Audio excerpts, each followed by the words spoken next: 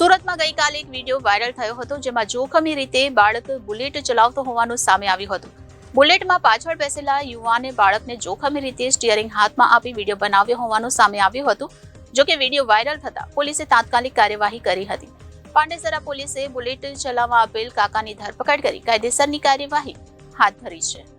રીલ્સના ચક્કરમાં કાકાએ પોતાનો અને ભત્રીજાનો જીવ જોખમમાં મૂક્યો હતો. 8 વર્ષના ભત્રીજા પાસે જોખમી રીતે બુલેટ ચલાવડાવી કાકાએ રીલ્સ બનાવી. પાંડેસરા પોલીસે પરાક્રમ કરનાર કાકા કુલદીપની ધરપકડ કરી હતી.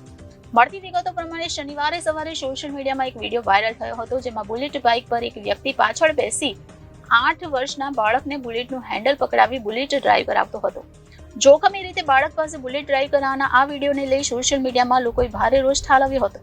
પ્રાથમિક તપાસમાં વિડીયો પાંડેસરાના મિલન પોઈન્ટ પાસે હોવાનું બહાર આવ્યું હતું. વાયરલ વિડીયોને પગલે પાંડેસરા પોલીસે બાળકને બુલેટ ચલાવવા આપનારને શોધી કાઢ્યો હતો. પોલીસે કુલદીપ પ્રિયવ્રત સિંઘની ધરપકડ કરી હતી. કુલદીપે 8 વર્ષના ભત્રીજા પાસે બુલેટ ચલાવવાનું કારસ્તાન કર્યું હતું.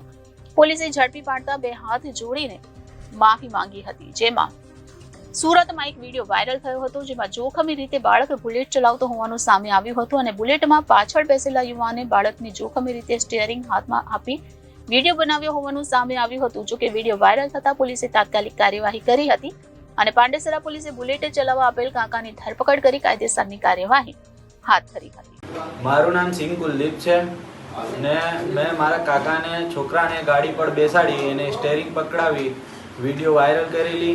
એના લીધે હું માફી માંગુ છું ને ભવિષ્યમાં આવી ભૂલ મારાથી ન થાય એવી વિનંતી કરું છું. આ મામલે પાંડેસરા પોલીસે મારી વિરુદ્ધ કાર્યવાહી કરી છે. Reporter Arvind Rathod, Janadesh news, Surat.